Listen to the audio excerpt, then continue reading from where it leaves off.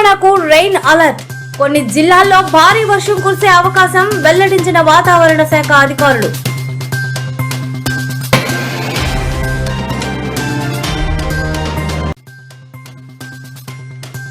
విద్యార్థులు ఆకలి కేకలు వినిపిస్తలేవా? సీఎం రేవంత్ పై కేటీఆర్ ధ్వజం.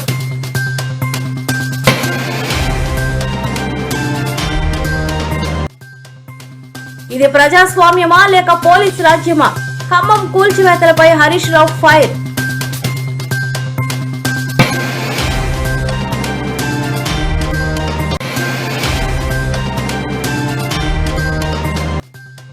ఇది మహాపచారం. కల్తీ నెయ్యిపై సీఎం చంద్రబాబు సిట్ నివేదికలోని అంశాలను ఆధారాలను అసెంబ్లీలో బయటపెట్టిన ముఖ్యమంత్రి.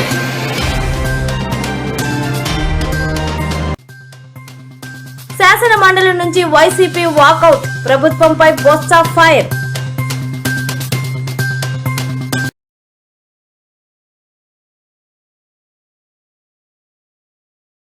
తెలంగాణలో సోమవారం వాతావరణం పూర్తిగా మారిపోయిన సంగతి తెలిసిందే. పలు జిల్లాల్లో భారీ వర్షాలు కురిశాయి. కాగా నేడు కూడా రాష్ట్రానికి వర్ష సూచన ఉన్నట్లు ఇప్పటికే వాతావరణ శాఖ ప్రకటించింది. మరో 2 గంటల్లో రాష్ట్రంలోని పలు జిల్లాల్లో వర్షాలు కురుస్తాయని పేర్కొంది. ఆదిలాబాద్, కొమరంభీం, ఆసిఫాబాద్, మంచిర్యాల, కామారెడ్డి, సిరిసిల్ల, మెదక్ జిల్లాల్లో మరో 2 గంటల్లో వర్షం కురిసే అవకాశం ఉన్నట్టు తెలిపింది. ఇక హైదరాబాద్ తో సహా ఇతర ప్రాంతాల్లో మరో 3 గంటల వరకు పొడి వాతావరణం ఉంటుందని పేర్కొంది. మరోవైపు నిన్న పలు జిల్లాల్లో భారీ వర్షపాతం నమోదవగా అత్యధికంగా నల్గొండ జిల్లా చందంపేటలో 70 మిల్లీమీటర్ల వర్షపాతం నమోదైంది. రంగారెడ్డి, వికారాబాద్, సిద్దిపేట, మహబూబ్ నగర్, నాగర్ కర్నూలు, నల్గొండ, సూర్యాపేట, ఖమ్మం, భద్రాద్రి, ఆసిఫాబాద్, నిర్మల్, జగిత్యాల జిల్లాలో ఉరుములు మెరుపులతో కూడిన వర్షాలు కురిశాయి. అంతేకాకుండా హైదరాబాద్ వ్యాప్తంగా వర్షం కురవగా దక్షిణ హైదరాబాద్ లో భారీ వర్షాలు కురిశాయి. నగరంలో అత్యధికంగా బెహదూర్పురాలో 42.8 మిల్లీమీటర్ల వర్షపాతం నమోదైంది.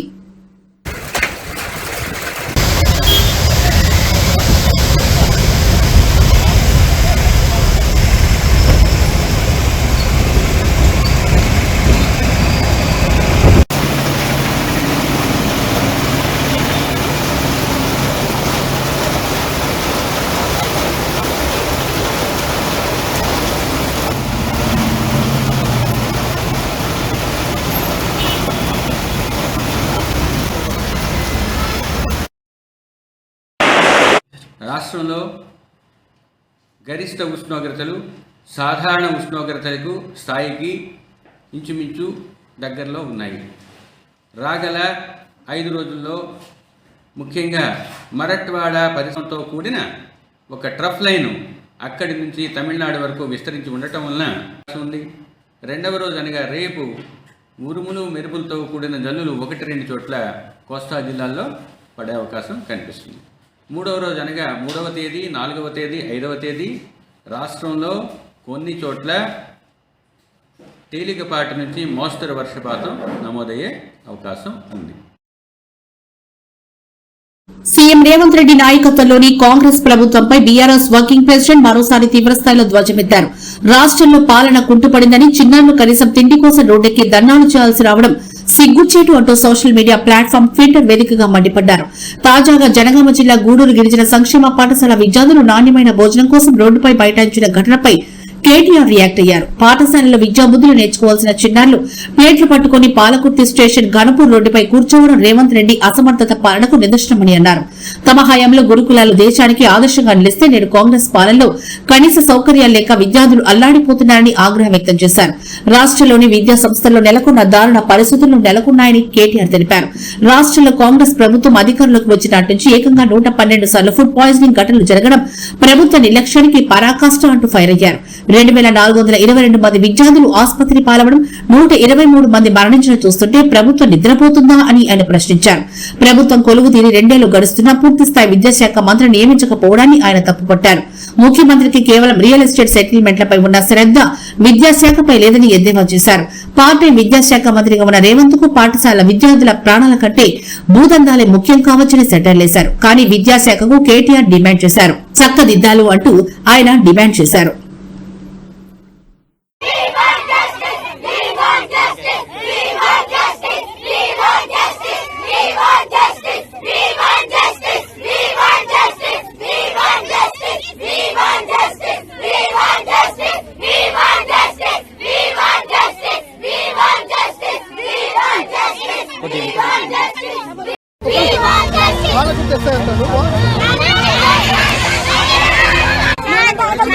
చిన్న పిల్లలు సార్ ఎట్లుంటారు సార్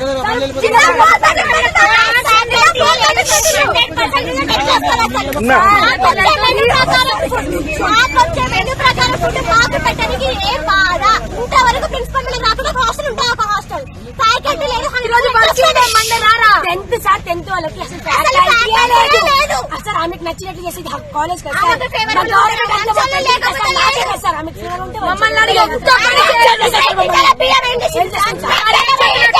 మాకు టార్చర్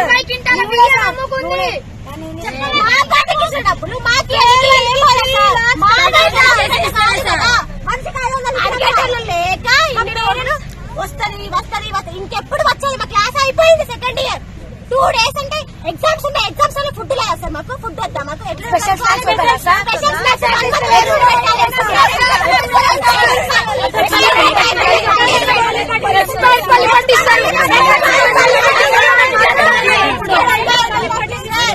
పల్లి పంపి ఎక్స్పైర్డ్ 2025-24-26 ఇది ఎప్పుడు ఇవ్వాలా మీరు?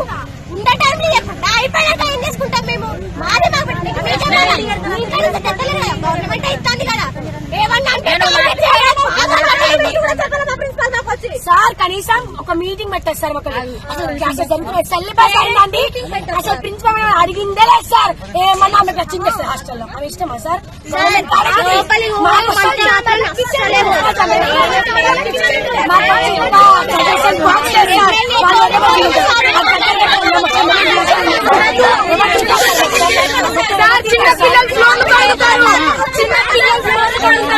చిన్న పిల్లలు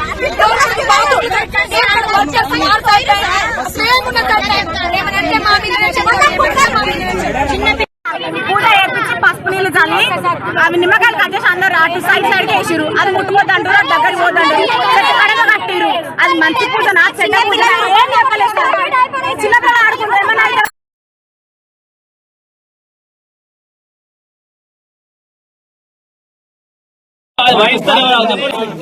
జరగలే వాళ్ళకి 100% రిజల్ట్ క్లాస్ ఇస్తాయి. ఫుడ్డే లేదు. ఎప్పుడు అవుతాం మేము? నిన్న 4:30కి పెట్టింది మధ్యాహ్నం పూట బియ్యం అన్నం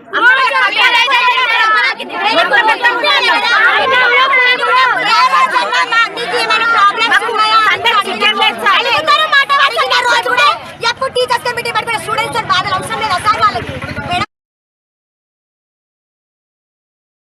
ఖమ్మం నగర వెలుగుమట్ల వినోబానగర్ కూల్చివేతలను మాజీ మంత్రి హరీష్ రావు ఖండించారు. అప్పులు చేసి పేదలు నిర్మించుకున్న ఇళ్లను వేల మంది పోలీసుల పహారాలు కూల్చివేయడం అత్యంత హేయమైన చర్య అని ఈ రాక్షస కాటను తీవ్రంగా ఖండిస్తున్నామన్నారు. ఈ మేరకు ఇవాళ ఓ ప్రకటన విడుదల చేసిన హరీష్ రావు ఇది ప్రజాస్వామ్యమా లేక పోలీసు రాజ్యమా అని ప్రశ్నించారు. 4 జిల్లాల నుంచి వేల మంది పోలీసులను మోహరించి ఒక పెద్ద వాతావరణాన్ని సృష్టించి ఇళ్లను కూల్చేసిన అవసరం ఏమొచ్చిందంటూ పేద ప్రజలు మీకేమైనా తీవ్రవాదుల్లా కనిపిస్తున్నారా అని నిలదీశారు. పోలీసులకు అడ్డం పెట్టుకుని మీడియాను రాకుండా అడ్డుకుంటున్నారంటేనే మీరు చేస్తున్న అరాచకం లోకానికి తెలియకూడదని మీ భయం అర్థమవుతుందని చీకటి పనులు చేసేవారే మీడియాను చూసి భయపడుతున్నారు. మేము అధికారంలోకి వస్తే ఇందిరమ్మ ఇల్లు ఇస్తామని నమ్మబలికిన రేవంత్ రెడ్డి, తుమ్మల నాగేశ్వరరావు నేడున్న ఇళ్లను కూలగొట్టి పేదలను నడి రోడ్డుపై నిలబెడుతున్నారని ధ్వజమెత్తారు. ఓటేసినందుకు మాకు తగిన శాస్తి జరిగిందని బాధితులు రోధిస్తుంటే గుండె తరుక్కుపోతుందన్నారు. ఎంతో కష్టపడి రూపాయి పోగేసి కట్టుకున్న ఇళ్లను ఇలాంటి నోటీసులు లేకుండా ఇవ్వకుండా ప్రత్యామ్నాయం చూపకుండా కూల్చడం అమానుషమన్నారు. బాధితుల ఆవేదన రేపు ఈ కాంగ్రెస్ ప్రభుత్వాన్ని దహించి వేయడం ఖాయమన్నారు.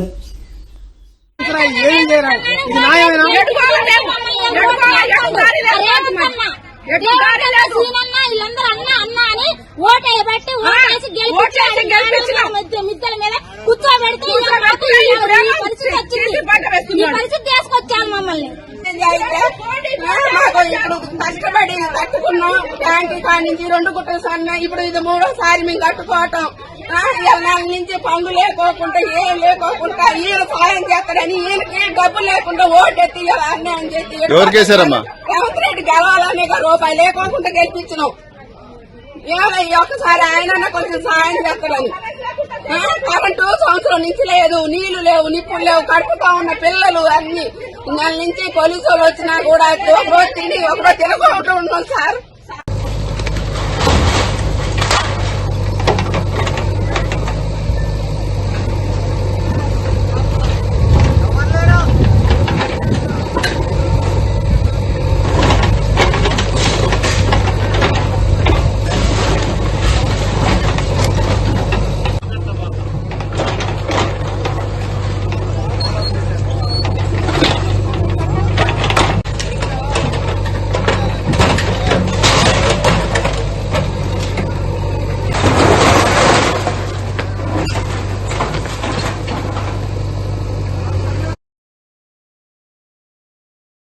హైదరాబాద్ లో పెళ్లి ముసుగులో మోసాలు బ్లాక్ మెయిల్ ఘటనలు పెరుగుతున్నాయని పోలీస్ కమిషనర్ వీసీ సజ్జనార్ హెచ్చరిక.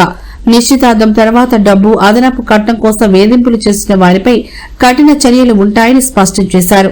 బాధితులు భయపడకుండా షీ టీమ్స్ వాట్సాప్ 9490616555 లేదా 100కి కాల్ చేయాలని సూచించారు. వివరాలు గోప్యంగా ఉంచుతామని హెచ్చరించారు. నమస్కారం. ఈరోజు నేను ముఖ్యంగా ఆడబిడ్డలకి, వారి తల్లిదండ్రులకి ఒక ముఖ్యమైన విషయము వాళ్ళ దృష్టికి తీసుకురావాలనుకుంటున్నాను. అందరికి తెలుసు, ఆడబిడ్డలకి పెళ్లి అనేది ఒక ఇంపార్టెంట్ ఘట్ట. ఈ మధ్యలో ఆ ఒక్క పెళ్లి చూపుతోని పెద్దలు కుదిరించిన పెళ్లి అని చెప్పి కొంతమంది మా ఆడబిడ్డలకి వాళ్ళ తల్లిదండ్రులు కూడా మోసం చేస్తున్నారని చెప్పి మా దృష్టికి రావడం జరిగింది. ముఖ్యంగా కొంతమంది మీడియేటర్స్ ద్వారా కొంతమంది యూత్స్ వాళ్ళు పెద్దలు చూపించినట్లు వాళ్ళ దగ్గర వెళ్ళి ఒక ఫిక్స్ చేసుకోవడము, తర్వాత ఆడబిడ్డలకి ఏదో మాయమాటలు చెప్పి గిఫ్ట్స్ పేరుతోని మోసం చేయడం జరుగుతుంది. దాని కాకుండా ముఖ్యమైన ఏమంటే వాళ్ళని శారీరకంగా కూడా వాడుకోవడం జరుగుతుంది. ఎందుకంటే పెద్దలు కుదిరించింది కదా, ఇంకా ఏముంది, వాళ్ళ పెళ్లి అయిపోతుంది, మనం ఎందుకు ఆలస్యం అని చెప్పి కూడా వాళ్ళని బలవంతంగా వాడుకోవడం జరుగుతుంది. సో ముఖ్యంగా ఆడబిడ్డలకి వాళ్ళ తల్లిదండ్రులకు నేను ముఖ్య గమనిక ఏమంటే, ఆడబిడ్డలు మీరు పెళ్లి పీటలు ఎక్కేదాకా చాలా అప్రమత్తం ఉండాలని చెప్పి నేను కోరుతున్నాను. ఎవరు ఎంత ఆశ చూపించినా మీరు మాత్రము ఎట్టి పరిస్థితి లొంగకండి. మీరు మీ జాగ్రత్తలు ఉండాలి. క్యాన్సిల్ అయితే క్యాన్సిల్ కావచ్చు కానీ, బట్ దాన్ని మళ్ళీ తర్వాత మీకు బ్లాక్ మెయిల్ చేసి మీకు మిస్యూజ్ చేసే అవకాశం ఉంటుంది. మళ్ళీ అదే విధంగా వాళ్ళు మళ్ళీ వేరే వాళ్ళని కూడా మోసం చేసే అవకాశం ఉంటుంది. సో ఎవరు కూడా మీకు పెళ్లి చూపులు అయింది, మీరు ఫిక్స్ అయిపోయింది, ఎంగేజ్మెంట్ అయిందని చెప్పి ఆ ఒక్క ఆశలు తీసుకుని మీకు మోసం చేసే అవకాశం ఉంటుంది. అందుకు మీరందరూ కూడా బాగా అలర్ట్ ఉండాలి. తల్లిదండ్రులు బాగా అప్రమత్తం ఉండాలి. అట్లానే హైదరాబాద్ సిటీ పోలీసులో చాలా పక్కద్బందిగా మా సి టీమ్స్ పనిచేయడం జరుగుతుంది. మీరు ఇమీడియట్లీ మా దృష్టికి తీసుకురావాలి, లేదంటే మా ఒక వాట్సాప్ నంబర్ కూడా ఫోన్ చేయాలి, లేదంటే డయల్ 100కి ఫోన్ చేయడం చెప్పి నేను మరీ కోరుతున్నాను హైదరాబాద్ పోలీస్ తరఫు నుంచి. తిరుపతి దేవస్థానంలో గత ప్రభుత్వ హయాంలో జరిగిన నెయ్యి సరఫరాలో భారీ కుంభకోణం జరిగిందని, ఇది దేవుడికి అపచారం చేసిన మహాపాపమని ముఖ్యమంత్రి చంద్రబాబు ఆరోపించారు. మంగళవారం శాసనసభలో ఆయన మాట్లాడుతూ, ప్రత్యేక దరఖాస్తు బృందం సిట్టి నివేదికలో సంచలన విషయాలు ఆధారాలతో సహా ఉన్నాయని అన్నారు. పక్కా ప్రణాళికతో వ్యవస్థీకృతంగా ఈ స్కామ్ కు పాల్పడ్డారని, శ్రీవారి నైవేద్యానికి వాడే నెయ్యిని ప్రమాదకరమైన రసాయనాలు, జంతువుల కొవ్వొత్తు కల్తీ చేశారని తీరా ఆరోపణలు చేశారు. దేవుడి విషయంలో జరిగిన ఈ మహాపాపంపై గత ప్రభుత్వ పెద్దలు బాధ్యత తీసుకోకుండా బుకాయించడం దుర్మార్గమని ఆయన వ్యాఖ్యానించారు. ఈ కుంభకోణానికి బీజం టెండర్ నిబంధనల మార్పుతోనే పడిందని చంద్రబాబు వివరించారు. తమకు అనుకూలమైన అనర్హత ఉన్న సంస్థలకు కాంట్రాక్టు కట్టబెట్టేందుకు గత ప్రభుత్వ నిబంధనలను పూర్తిగా నీరుగార్చిందని ఆరోపించారు. సరఫరా చేసిన నెయ్యి అసలు నెయ్యే కాదని, అది రసాయనాల మిశ్రమని సిట్టి నివేదికలోని అంశాలను చంద్రబాబు ఉటకించారు. నెయ్యి తయారీకి refined palm oil, palm colonel oil ను బేస్ గా వాడారని తెలిపారు. రంగు కోసం బీటా కెరాటిన్, వాసన కోసం అసిటిక్ యాసిడ్ ఎస్టర్, నురుగు కోసం డిటర్జెంట్ లో వాడే లబ్స యాసిడ్ వంటి ప్రమాదకర రసాయనాలు వాడినట్లు వెల్లడించారు.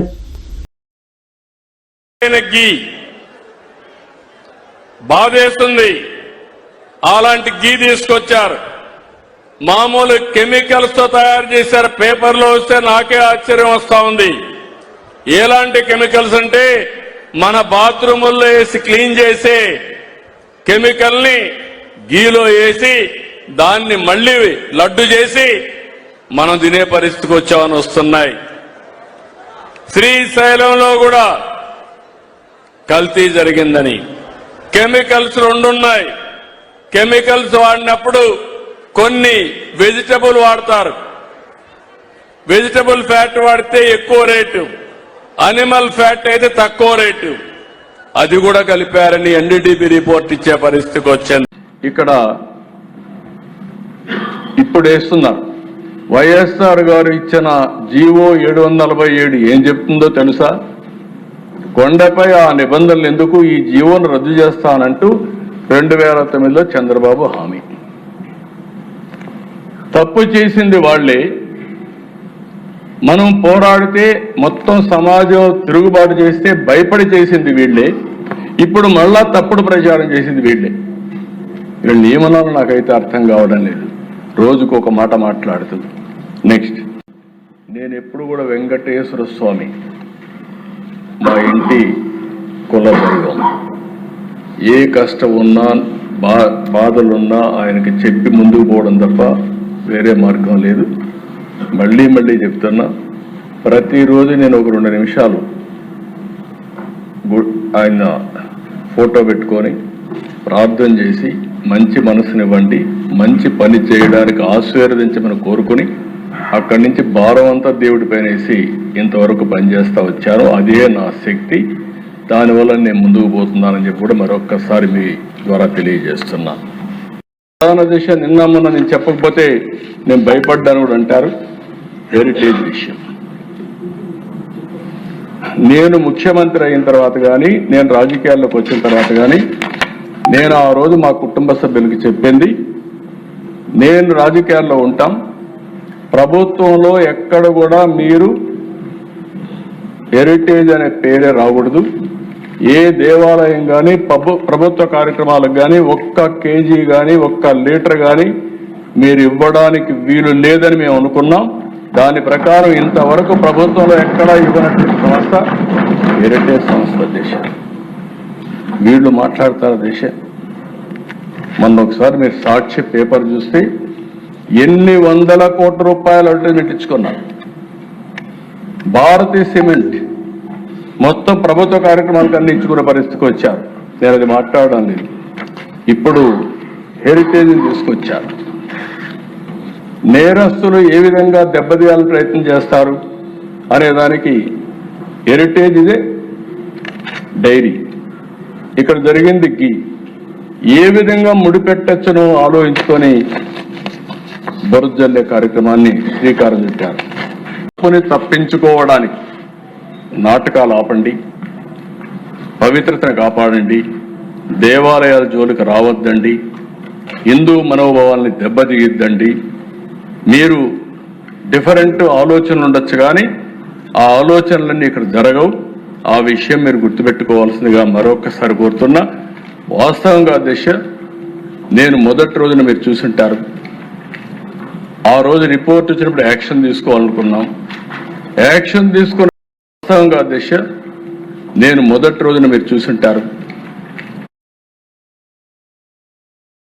తిరుమల లడ్డూ ప్రసాదం తయారీలో వాడిన నెయ్యి కల్తీ వ్యవహారంలో గత ప్రభుత్వ అధినేత తప్పు చేశారని తానెప్పుడు నిందించలేదని ఉప ముఖ్యమంత్రి పవన్ కళ్యాణ్ స్పష్టం చేశారు. ఆనాడు నియమితులైన టీటీడీ పాలక మండలితే పూర్తి బాధ్యత అని పేర్కొన్నారు. అసెంబ్లీలో ఈ అంశంపై జరిగిన చర్చలో ఆయన మాట్లాడుతూ దోషులను వెనకేసుకు రాకుండా చట్ట ప్రకారం విచారణకు సహకరించాలని సూచించారు. ఈ వ్యవహారంపై సీఎం చంద్రబాబు ఎన్డీఏ సమావేశంలో నేషనల్ డైరీ డెవలప్మెంట్ బోర్డు నివేదికను ప్రస్తావించిన తర్వాతే తనకు పూర్తి వివరాలు తెలిసాయన్నారు. గత ప్రభుత్వ హయాంలో తమకు నచ్చిన సంస్థలకు నెయ్యి సరఫరా కాంట్రాక్టులు కట్టబెట్టేందుకే ప్రణాళిక ప్రకారం టెండర్ నిబంధనలు నీరుగార్చారని పవన్ ఆరోపించారు.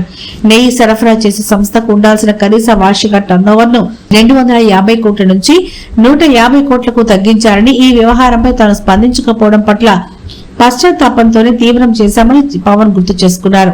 ఇది కేవలం కల్తీ వ్యవహారం కాదని హిందూ ధర్మంపై జరిగిన దాడిగా ఆయన అభివర్ణించారు.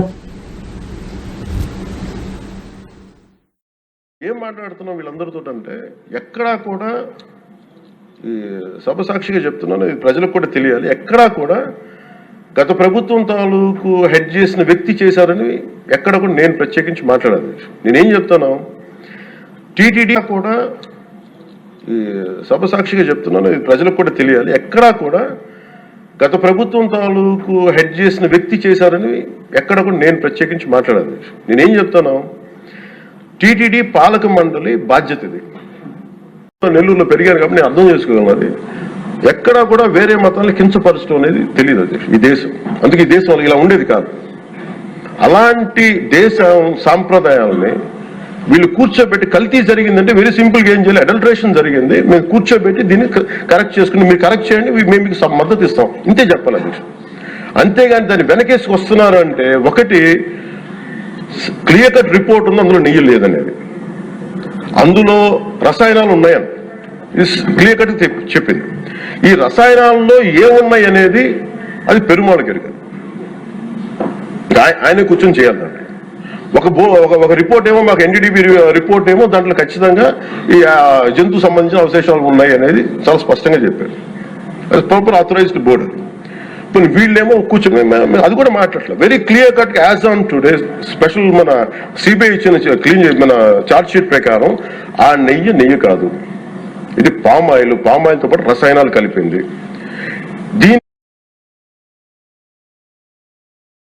రాజమండ్రి కల్తీ పాల ఘటనపై శాసన మండలి దద్దరిల్లింది. అధికార ప్రతిపక్ష సభ్యుల మధ్య మాటల యుద్ధం జరిగింది. 4 మరణాలకు ప్రభుత్వమే కారణమని వైసీపీ సభ్యులు ఫైర్ అయ్యారు. ఇందుకు టీడీపీ సభ్యులు సైతం స్ట్రాంగ్ కౌంటర్ ఇచ్చారు. దీంతో వైసీపీ సభ్యులు వాకౌట్ అయ్యారు. అనంతరం ఎమ్మెల్సీ బొత్స సత్యనారాయణ మాట్లాడుతూ పాలు కల్తీ జరిగి మనుషులు చనిపోవడం ఏంటని ప్రశ్నించారు. కూటమి ప్రభుత్వం గ్రామస్థాయి నుంచి ఫెయిల్ అయిందని ఆయన విమర్శించారు. రాష్ట్రంలో అన్ని చోట్ల అవినీతి రాజ్యం ఏలుతోందని అన్నారు. కల్తీ పాల ఘటనపై శాసన మండలిలో ప్రభుత్వాన్ని ప్రశ్నించిన నేపథ్యంలో ఆయన మీడియాతో మాట్లాడారు. సభ సజావుగా జరగాలన్న ఉద్దేశం ప్రభుత్వానికి లేదన్నారు. అందుకే తాము శాసన మండలి నుంచి వాకౌట్ అయ్యామని చెప్పారు. మహిళలు, చిన్నారులపై అఘాయిత్యాలు, దాడులు, వేధింపులు ఎక్కువయ్యాయని బొత్స మండిపడ్డారు. కుటుంబ సభ్యులు ఏదైతే భూముల్ని కాలు చౌకగా చూసాం మనం వైజాగ్ లో, ఏ రకంగా చంద్రబాబు నాయుడు కుటుంబ సభ్యులు ఏదైతే యూనివర్సిటీ పేరున గీతం యూనివర్సిటీ పేరున సుమారు 5,000 కోట్ల భూముల్ని ఏ రకంగా దోచుకోవడానికి ప్రయత్నం చేస్తున్నారు. లొల్లు అనే సంస్థకి ఏ రకంగా మరి ప్రభుత్వంలో ఉన్న వాళ్ళు పెడుతున్న ఇన్వెస్ట్మెంట్ 500-600 కోట్లు అయితే ప్రభుత్వ భూమి 1,000 కోట్ల రూపాయల భూములు వచ్చి వాళ్ళు దారదత్తం చేయడానికి ప్రయత్నం చేస్తున్నారు. అంతేకాకుండా నిన్న మనం పెట్టిన స్టార్ట్అప్ కంపెనీ కూడా మరి ఉచితంగా వాళ్ళు 99 పైసలకి లేకపోతే కారు చౌకగా భూములు ఇచ్చి దోచుకు తింటున్నారు. ఈ అంశాలన్నింటి మీద కూడా చర్చించాలని శాసన మండలి సమావేశాలు ప్రారంభమైన అనంతరం ప్రశ్నోత్తరాల సమయంలో మహిళల భద్రత అంశంపై ఎమ్మెల్సీ వరద కళ్యాణి తీవ్రంగా స్పందించారు. రాష్ట్రంలో మహిళలపై నేరాలు పెరుగుతున్నాయని ఆమె ఆందోళన వ్యక్తం చేశారు. రాష్ట్రంలో కూటమి ప్రభుత్వం ఏర్పడిన తర్వాత మహిళలపై నేరాలు పెరిగాయని ఆమె ఆరోపించారు. సుమారు 1,485 మంది మహిళలపై నేరాలు సంబంధించి కేసులు నమోదయ్యాయని, రోజుకు సగటున 4 మహిళలు అత్యాచారానికి గురవుతున్నారని మండలిలో పేర్కొన్నారు. ముఖ్యమంత్రి సొంత జిల్లాలోనే మహిళలపై నేరాలు దాదాపు 10% పెరిగాయని, అలాగే హోంమంత్రి ఇన్ఛార్జిగా ఉన్న విజయనగరం జిల్లాలో కూడా మహిళలపై నేరాలు అధికమయ్యాయని విమర్శించారు. రాష్ట్రంలో గంజాయి లేదని ప్రభుత్వం చెబుతున్నప్పటికీ వాస్తవ పరిస్థితి భిన్నంగా ఉందని అన్నారు. ప్రత్యేకంగా మదనపల్లిలో 7 ఏళ్ల బాలికపై అత్యాచారం చేసి హత్య చేసిన ఘటనను ప్రస్తావిస్తూ తీవ్ర దిగ్భ్రాంతి వ్యక్తం చేశారు. అలాగే తిరుపతిలో డ్రగ్స్, గంజాయి వినియోగం పెరిగిందని ఆరోపించారు. 112 అత్యవసర సేవలకు ఫోన్ చేస్తే పోలీసు సుమారు 25 నిమిషాల తర్వాత చేరుతున్నారని, ఇది మహిళల భద్రతకు ప్రమాదకరమని తెలిపారు. 5 సార్లు గర్భవతిని చేసి అబార్షన్ చేయించుకుంటే మోసం చేసి వదిలేశాడు అధ్యక్ష. ప్రభుత్వం ఏం చర్యలు తీసుకుంది అధ్యక్ష? సాక్షాత్తు సీఎం గారికి, డిప్యూటీ సీఎం గారికి, అలాగే ఎస్పీకి పోలీసులు కంప్లైంట్ ఇస్తే ఎవరు పట్టించుకోలేదు అధ్యక్ష. కానీ ఆవిడ మీడియా ముందుకు వచ్చి ఎన్హెచ్ఆర్సీ ఫిర్యాదు చేస్తే మేడం ప్లీజ్ ప్లీజ్ అమ్మా కళ్యాణ్ గారు మీరు వినిపించుకోవాలి. అధ్యక్ష హాస్టల్స్ లో ఎంత అడుగుతున్న కూటమి ప్రభుత్వాన్ని, కర్నూలు జిల్లాలో మనందరం కూడా చూసాం. ఈ ప్రభుత్వం వచ్చిన తర్వాత 8 ఏళ్ల పసిపాపను రేప్ చేసి హత్య చేసి కాలువలో పడేస్తే డెడ్ బాడీని, ఆ నిందితులకు బెయిల్ వచ్చి బయట తిరుగుతున్నారు. కానీ ఆ డెడ్ బాడీని ఈ రోజు వరకైనా ప్రభుత్వం కనిపెట్టగలిగిందా అని చెప్పి మేము అడిగాం. దానికి వాళ్ళ దగ్గర ఆన్సర్ లేదు. మేము ఆధారాలతో మాట్లాడుతుంటే వాళ్ళు అడ్డగోలుగా మాట్లాడుతున్నారని చెప్పి మేము చెప్తా ఉన్నాం. ఎందుకంటే ఈరోజు హోంమంత్రి గారు ఆధారాలు ఉన్నాయని అడుగుతా ఉన్నారు. ప్రతి దానికి మా దగ్గర ఆధారం ఉంది. నిన్న వారం రోజుల క్రితం ప్రకాశం జిల్లాలో ఒక డీలరు ఇంకొక అధికారి మాట్లాడుకుంటా ఉంటే జేసీ వచ్చి లారీని సీజ్ చేశాడంట, చీఫ్ సెక్రటరీ వచ్చి లారీని ఇడిపించాడంట, మంత్రి అమ్ముకుంటున్నాడు, ఎమ్మెల్యే అమ్ముకుంటున్నాడు బియ్యం అని చెప్పి డైరెక్ట్గా ఆడియోలు ఉన్నాయి. నేను ఎస్పీ గారికి, కలెక్టర్ గారికి, జేసీ గారికి నా ఫోన్ నుంచి నేను పంపించే ఆడియోలు. దాని మీద ఏ చర్య లేదు.